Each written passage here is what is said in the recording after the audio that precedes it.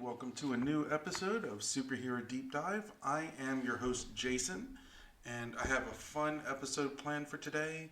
Before I do, I want to start off with a little disclaimer that this information, this deep dive, is pulled from different sources across the internet. It may not be completely complete. That's just how it is. But they do give a really good insight on the current superhero. I look across various sources on the internet. I also go from my own personal knowledge, um, growing up with comic books and things like that. So, yeah, um, let's go into it. This week, I am going to talk about one of my favorite uh, superheroes from one of my favorite groups. I've always been a big Legion of Superheroes fan. I thought that it's quirky, it's fun, it was lighthearted back in the day, and the idea was really cool because they were kids, basically, they were young adults, pulled from various planets, and they each had different powers. Some of them, they were just powers native to their own planet, but some of them were enhanced. But they were pulled from different planets to form a group that kind of helped out wherever they were needed. So I thought that was really cool because it gave a lot of room for things like, culture clashes, personal biases against, one planet to another, like one species versus another, different races, different skin colors in general. It was kind of like a United Nations of planets with a superhero backbone to it. So I always thought that was really cool. One of my favorite superheroes from that was the hero Dawnstar. She was like this. From the looks of her, she was a Native American woman with like wings, like Hawkman or Angel, uh, depending on your preferred comic book universe. um, and her costume was appealing for a growing lad, um, hitting hormonal ages, but it always had this kind of Native American motif to it. So I thought that was really cool because in the world or in a universe of space people and futuristic things, there was something very primal, I guess, about her without being so overly animalistic. The only animalistic thing was the fact that she had wings on her back. But, but yeah, that's neither here nor there. Her name is actually Dawnstar. Um, which is cool. It's not like a code name. It's her actual name, and she comes from the planet Starhaven. Um, Now this is kind of interesting. I didn't know this at the time, but this is a planet that's occupied by Native Americans that were abducted in the 13th century. So aliens abducted a bunch of Native Americans, took them to a planet to build and develop as their own. Now, with the aliens obviously did some genetic engineering, so she has wings as a result of it. That's going to go without saying. Because even if you have a strong stance on evolution, evolution takes a lot longer than 700-800 years. She was introduced in the 70s or 80s, I believe. So yeah, we gotta look at it like that. But technically, she's still human. She's a descendant of Native Americans. She's still human. And at one point, she had her mind taken over by an entity named Bounty and became an assassin. I'm going to talk about that in a little bit. We'll go into that a little bit more. But she's a character that the writers, and please forgive me, I don't go into artists and writers so much because there's so much information out there on characters, or there's so much history and I guess mythology surrounding characters that even if it is solely devoted to one particular author of it, well, if that's the case, I'll definitely try to give that author credit. But there's so many writers that contribute to these things that it would be incredibly boring to try to list the different writers. Um, it's just, I'm sorry. I'm going to apologize for that now, and I'll probably apologize in almost every other episode I do, because I just don't go into the authors and writers because as creative as they are, and don't get me wrong, they are incredibly creative. I would love, love to get inside their heads of any writer for comic books, for superheroes. Um, they're given a set of parameters. Like, the character is there, and they build on it. They take away from it. We've seen it all over the spectrum. So that's why I don't get too into that. Um, but Dawnstar was a character to kind of help increase the diversity, I guess.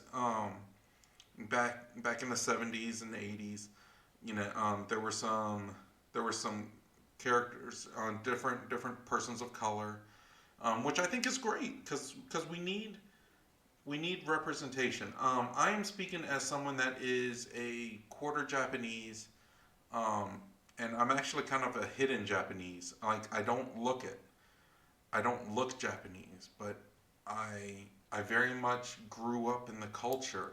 My grandmother was straight out of Yokohama, Japan, so I grew up with that culture. Like, my baby food was rice. It is what it is. I grew up on ramen noodles as a staple, and not just like an American staple. Like, my first appliance when I got my first apartment, my first appliance before any pot and pan set was a rice cooker. And I'm not saying that to be stereotypical. I'm saying that is like your quote unquote rite of passage. So I appreciate the diversity being put in, even if they get really hokey with it, and a Japanese or Asian characters written with a kimono and they're a martial arts expert. I don't care. It's still cool that happens. It's still cool, even if a Native American character is written with a bunch of fringe on their clothes, because that is reminiscent of your stereotypical Native American outfit. Whether it is fact or not, it is still showing some kind of representation, and it is still a foot in the door. So I get it when people say that that it's not a accurate representation. I get that, and I agree, but at the same time, it opens the door for an accurate representation to be developed in the comics, especially maybe even with that character. Um, so let's take it for what that is. Her powers. She has wings. She can obviously fly. Um, she's a member of the Legion of Superheroes, and the Legion of Superheroes get a Legion ring, which gives every member the power of flight. She obviously doesn't need it for that, but maybe it'll help her as far as flying faster. I don't think that was actually delved into, if she flew faster with using the ring or with her regular wings. Did I say using her wing? Using the Legion ring or her regular wings. Um, it also gives her kind of like this little force field that protects her from atmospheric harshness. Like if oxygen is low in a certain place, um, if it's like, poison gas or something, or just out in space. The coldness of space, it protects her from that. It just kind of helps self-regulate her. And it also helps communicate with other Legionnaires, um, which is cool. I mean, they can track each other with it. They can communicate. It helps protect them. Gives them the basic protection, which is awesome. That's a cool thing to have. Um, and this is really cool. She's also, and I can see where it fits into her Native American heritage, and this, I think this was a very good way, a very respectful way to bring that in. But she has the ability to track anything she wants. As far as I know, it's anything biological. Any person. She can do long range tracking. She can track people from across the galaxy. So that's really cool. Because Native Americans, historically were known to be great trackers, great hunters. So that's a very good throwback, I guess, to that. Um, Maybe should I use the word stereotype? I'll use the word stereotype. Screw it. It's a very respectful way to use that stereotype because you have other characters in the Marvel universe like Thunderbird. He's super strong and he's got quick reflexes and he's a good hunter, but and those are characteristics of his Native American background. They were known to be strong and fast and good hunters. But this one goes a little bit deeper with Dawnstar because she can actually track from across the galaxy. So that's really cool. I'm thinking that maybe kind of like a psychic kind of thing to it, like an intuition. I don't know. I don't know for sure.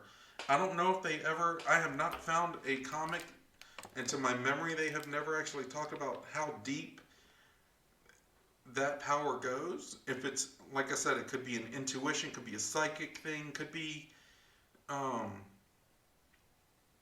just something where maybe she sees a picture of him and plants. I mean, I don't know. I don't know how to explain it.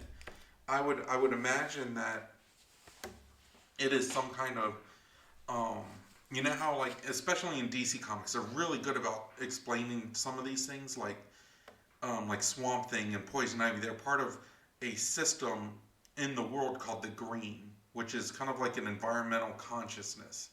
So what if there's something like that in the universe, like on a cosmic scale, that she can tap into, and that's how she can track people.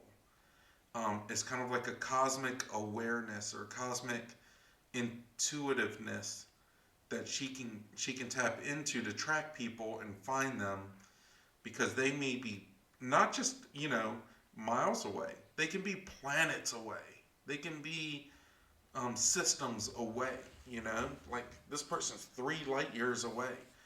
There's no way she could track that, even if it was a psychic thing, right? Like, I mean, it has to be something a little bit greater or grander, right? I mean, am I wrong on this? Am I right? Tell me. Let me know. Because there's so much. I feel this character has so many holes in their history that or in their development that we can expand on and really have this character be like top of the list kind of character. Um, so yeah, let's go into relationships. She had a relationship with another Legionnaire called Wildfire. He was an energy being. I believe he is made of antimatter, and he was in a containment suit. So if you're familiar with the DC universe, think like Captain Atom. Not the Atom, the one that could shrink, but Captain Atom, the one in the silver-looking suit that if it got punctured, he can kind of like explode with atomic energy, which is always fun. That just sounds like a good Saturday night to me. But he would reform himself, and he just has to get a new suit. So, like she was in a relationship with him, but because he is an energy being, like it never got physical, and that's cool. That shows that she showed a lot of emotional depth, um, more than other characters that relied on physical things. Like she's definitely past that I guess those urges or whatever. Now, in 2007, this was in a Justice League comic, I believe. She was shown to have a relationship with a female. So it shows that she's, at the very least, she's bisexual. Because Wildfire was a male, and there are some future storylines where I believe she had a son, and I can't remember the name. Let's see, we have Dawnstar, and she had a child with Wildfire. So she had a son with Wildfire. I think they just merged the names and called it Wild Star. Um, so it shows that somehow they've figured out how to be physical, and they consummated their relationship. So she's, at the very least, she's bisexual, which is also good representation. But I like the fact that she was never portrayed. She always wore, like, her outfits were always really, really revealing, but she wasn't like, her outfits were sexual, but she was not a sexual character, if that makes sense. I think she wasn't bad. She was just drawn that way. I mean, there were times, like, in the Marvel universe, if we do a comparative, like Psylocke always, she wore, the black or purple swimsuit outfit for the longest time, and she was always portrayed as a sexual character. Even if she was strong, there was always a bit of sexuality behind her. With Dawnstar, there wasn't. There was just kind of like an emotional pureness, I guess, which is really cool. That's, I mean, if we're gonna be honest, that's the kind of thing that does it for, that works, because it makes them a little bit, deeper of a character. Like, it's not so one dimensional. But yeah, so we know that, and she could be, like, if we use normal phrasing nowadays, she could be what's considered pansexual, like, where it doesn't matter, I guess, because technically, she's part human, but she is an alien too, so she could be pansexual, right? And it doesn't matter what race you are, guess what species you are. She fell in love with an energy being. If she's attracted to you, if you do it for her, then you do it for her. I mean, it's just that simple. And that's not necessarily a bad thing either. It just shows that there is a level of, and I'm not downing one sexual preference over another. I'm not diminishing her heterosexuality with having a child, and falling in love with the male character. I'm not downplaying her evolving into a bisexual relationship with the fact she had a girlfriend too. I'm just saying, maybe there's if there's like a level of maturity, maybe her being the pansexual, where she moves past the physical, and it's it's more of a mental connection. Maybe that's a maturity, like a sexual maturity level that isn't normally seen. So kudos to her. Kudos to Dawnstar. I mean, the character, the last episode I did was Hit Monkey, where it was just awesomeness on top of awesomeness. Hers is like, wow, you're deep. And then you find out something else, and you're like, wow, that's really deep. That's really cool. It's just more fascination upon fascination, I guess. So yeah, but those are her relationships. Fun facts: she got into the Legion of Superheroes at age 16, and she actually used her Legion of Superheroes pay, like the pay that she would get from it.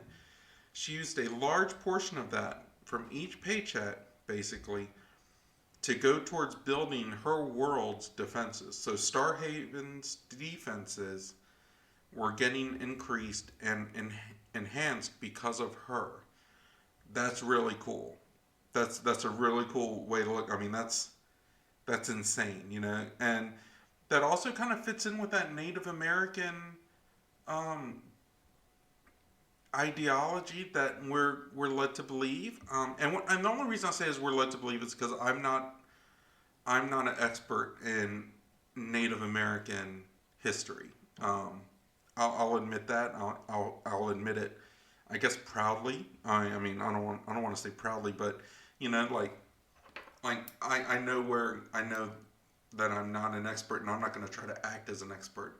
I can only go by the stuff I do know, and the limited history I know, and the um, I guess the limited stereotypes that I know of. But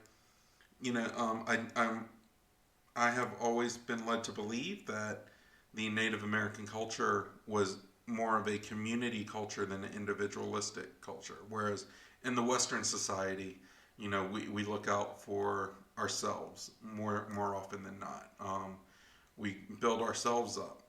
In America, that's the American dream. You come in, you take an opportunity, and you build yourself up to be rich and famous. Um, she basically she kept what she needed to survive, maybe a little bit more, but the excess she went and put it into protecting her people. That's really cool. That's really cool. I mean, you can't be like, oh, that's lame, because it's not. It's just not. That's just a really cool thing. So she's very altruistic. Um, I would go as far as saying she's ace or she's pansexual. She is a top level tracker. She's got wings. She's very cool. She's a very cool character. Power expansions. Where could we go with this character? Where can we build Dawnstar? Um, Before I get into it, I want to know what I want to open the floor to you guys. And when I say that, feel free, shoot me an email at um, b the number 4 it all at yahoo.com, or you can get on my Twitter. You can go to my Twitter wall. You can send me a DM. It's either way. It's b the number 4 it all 1, and use the hashtag superhero deep dive. Let's get that going. Let's get that built. I would love to see that hashtag going. Um, Shoot me messages, ask questions, add information that if you think is really cool for the character. I know there's a lot of things that I miss with the character, and it's mainly because I feel that they've already either been covered, it's general knowledge, it could be put as kind of common sense based on other information that's provided, or I just don't feel that it's that important to the character. Like, it's not that character defining, because the history and everything is really cool for a character, but it's the development of a character that I love most of all. So, yeah, so let's get back to it. How would we expand on Dawnstar? Um, Dawnstar, she could be an assassin, pure and simple. I mean, um, like, just hear me out on this, okay? Like, let me unfold this piece of paper, this origami, if you will. Uh, in a universe that turned darker, the Legion needed a Black Ops type team that could handle missions that shouldn't be made public. Not that not that aren't made public, but they shouldn't be made public. These are things that the Black Ops, like the Legion of Superheroes, should not be associated with, but they still need to get done. Um, let's see, Dawnstar could be part of that team, or actually be the main weapon, able to track the worst of the worst and dispatch of them appropriately. Um, you could easily add in a couple of Legionnaires to help fill a team like this. Karate Kid, which is just such a terrible name because they pulled it straight from the movie. I mean, they didn't even hide it at that point. But he's a master of like every martial arts in the galaxy. So, he could be part of that team. There are other characters that could do stuff like that. Uh, you know, um, I have down Saturn Girl could be a part of the team. She's a telepath. She could access people's minds. But this is an opportunity where they could actually take the most wanted people in the galaxy, the ones that are quote unquote beyond redemption, and either put them down or just remove them from the board. Whether that means setting them up to get caught, put them in a trap to where they can't escape, and now they're going to be incarcerated, um, or if it is a matter of you know the universe would be better if this person was not around. They're irredeemable. Just having to get rid of them. Um, I mean, there's always that kind of like debate on things like let's take Hitler for example. Hitler is probably one of the worst examples of a human being we have in history, in modern history. Um, so what if we could have taken him off the board? Um, before he offed himself. Like, what if we could have taken him off the board? Would you do it? Would you do it at the height of his power, or as his power was rising? Because if you did, at that time, what if his one of his followers came in and made things worse? Then you have like a Red Skull situation in Marvel Comics, right? I mean, because Red Skull was a devout Hitler follower, and then just kept going. He kept expanding on that. So, would you do it? Because like, what if someone else came that was even worse, that was building off of what Hitler started? Um, or would you, or is this just a bad idea? Would you take him and incarcerate him? Um, to where, what if someone else got the credit for that, but it was really you and your team, and you'll never be able to accept credit for it, but deep down that you were helping out in a way that no one else could. Like, how would that work? I think it'd be great for stories. I think that would be an amazing series. And let's expand on that idea too. What if you did make a Legion of Superheroes dark? Not like the Justice League dark where it's mystical characters and supernatural, but like a Black Ops version, like an X-Force version of Legion of Superheroes. But you did it all as the every character is a female character, a female member.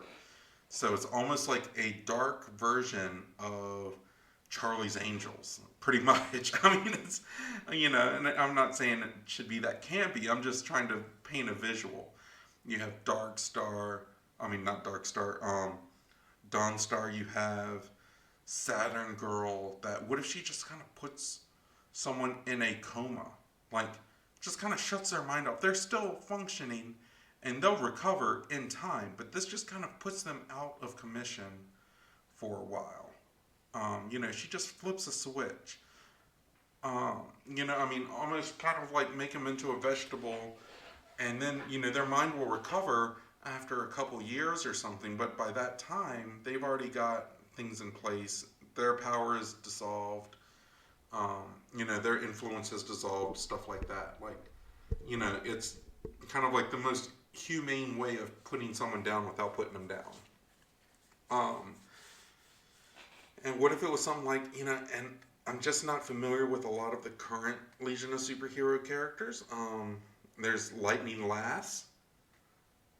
You know, um, she might be a little too flashy, but I mean, like, what if it was like 4 or 5 female superheroes? Was there a female Brainiac Legion of Superheroes member? Because they could be like the brain behind it all. But you could have Dawnstar tracking these people down, the worst of the worst, the ones that have been in hiding and have tried to been building their power and stuff. And they get intel in, and then they go and they track this person down. They find them and pop. They break in. It could be like this whole spy drama type comic book. I mean, I think it'd be great, and I think that'd be awesome for a series that could expand into something like a movie series. You know, I mean, if we look at it, and I mean, let's be fair. You know, let's be fair. No one cared about Guardians of the Galaxy until it hit the big screen. Guardians of the Galaxy had a bunch of series. It was always the team that was there. In the Marvel comics, you know, it was just there. No one cared about it until they had a really good movie, and then they started delving more into the characters, and the characters developed. This could be that. This could be what the DC universe needs, because if there's one thing that the Legion of Superheroes has, is they have a lot of characters that aren't developed that can be. You can add a whole lot to them without losing who that character is. And, you know, I mean, this would be awesome. What if there was like a Black Ops team, but with a no killing policy? You know, like it could expand to so much more. Let me know what you think. Use that hashtag superherodeepdive. Follow me on Twitter at b4itall1. Email me directly at b4itall@yahoo.com. You can catch me every week on the Talk Nerdy to Me network. You know, give us all a listen. There is an app. It's the TN2M Shows app, I believe. To where it'll load up all of the Talk Nerdy to Me network podcasts, and you can listen to them anytime. I believe we have it to where there's almost a new podcast from a different show each day. So that's awesome in itself. Give us a listen. Let's build from there. I'm anxious to hear from you. Are there any heroes that you would like to hear me talk about, and we can expand on and build from there? Let's make this group project expand to monumental proportions. But that's all I've got for now. Thank you guys. Be safe, be healthy, be happy. Keep looking at those superheroes. Keep wondering what the world could be with the right motivation, and let's push ourselves to be better than we were yesterday, and hopefully not quite as we will be tomorrow. All right, guys. Peace out. Bye-bye.